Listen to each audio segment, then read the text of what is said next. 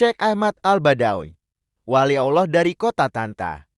Kisah kita ini dimulai dengan mimpi seorang ibu hamil bernama Fatimah binti Muhammad bin Ahmad Asy-Syarif di suatu malam. Ia bermimpi mendengarkan malaikat menyeru, "Berbahagialah, engkau akan melahirkan seorang anak istimewa yang berbeda dengan yang lain." Tepat pada tahun 596 Hijriah, lahirlah seorang bayi laki-laki di kota Fes, Maroko. Sang bayi ini lahir dari keluarga yang mulia. Ia adalah seorang putra bungsu dari seorang ulama bernama Syekh Ali bin Ibrahim Al-Husaini.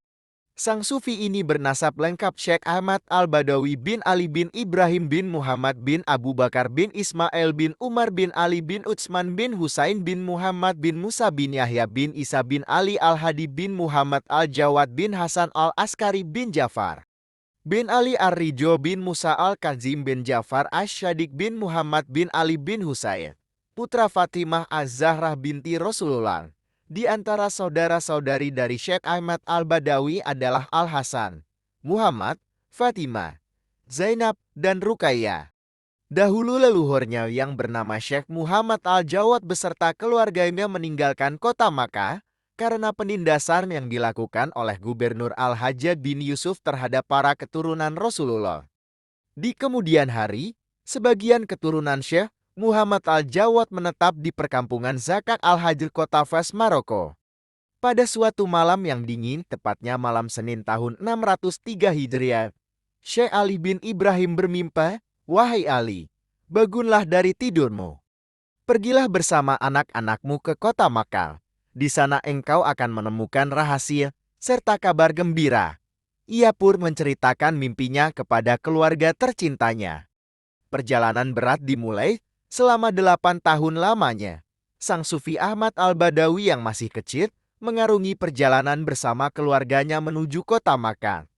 Syekh Ahmad Al-Badawi belajar ilmu tajwid, fikih mazhab Syafi'i, hingga ilmu hadits kepada para ulama yang ada di kota Makkah.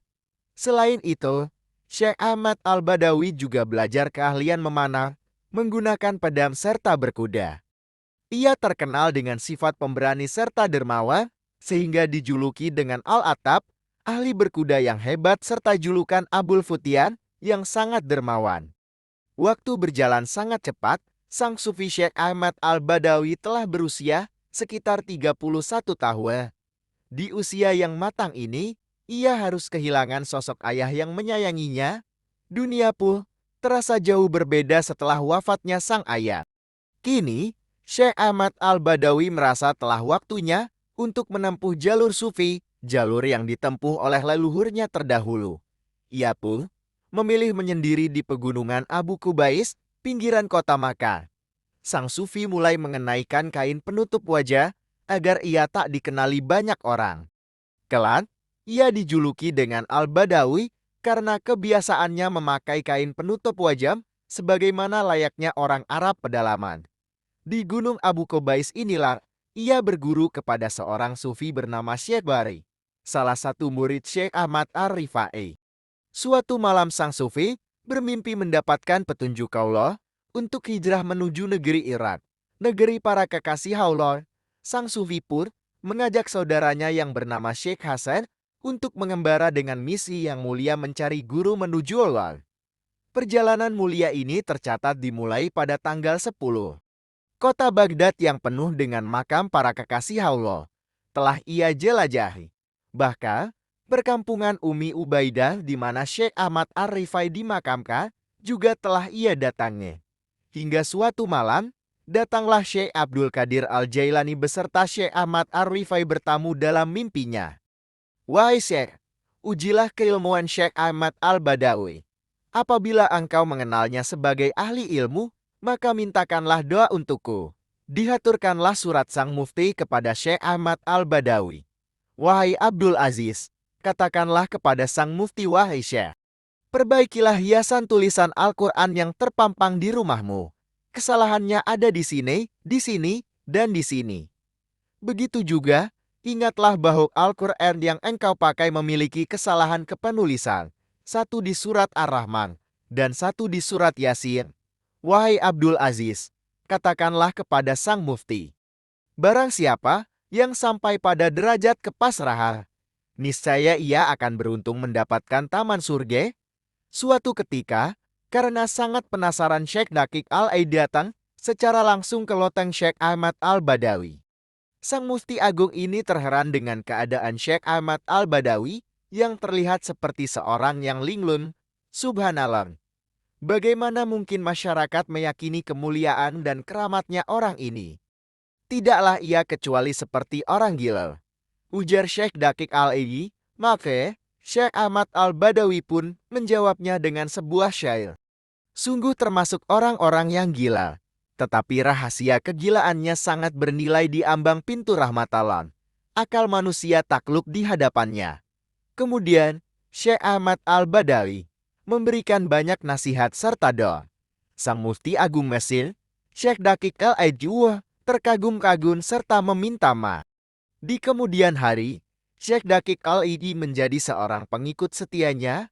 Pada akhir hayatnya, Syekh Ahmad Al-Badawi mewasiatkan kepada Syekh Abdul Ali atas dasar-dasar tarekatnya, yaitu tidak boleh berbohong meskipun dalam hal kecil, tidak boleh melakukan perbuatan jahat dan keji, selalu menjaga penglihatan mata dari hal yang dilarang Allah, selalu menjaga nama baik, menjadi pribadi yang pemaaf, selalu takut kepada Allah, selalu melanggengkan zikir dan tafakur kepada Allah. Di kemudian hari, tarekat Syekh Ahmad Al-Badawi dikenal dengan tarekat Ahmadiyah. Sang Sufi wafat pada tahun 675 Hijriah di kota Tanta. Di kemudian hari, peringatan wafat Sang Sufi diadakan setiap pertengahan bulan Oktober di kota Tanta selama seminggu penuh. Haul Sang Sufi adalah haul terbesar kedua di negara Mesir setelah haul Sayyidina Husain, cucu Rasulullah di kota Kairo, Mesir.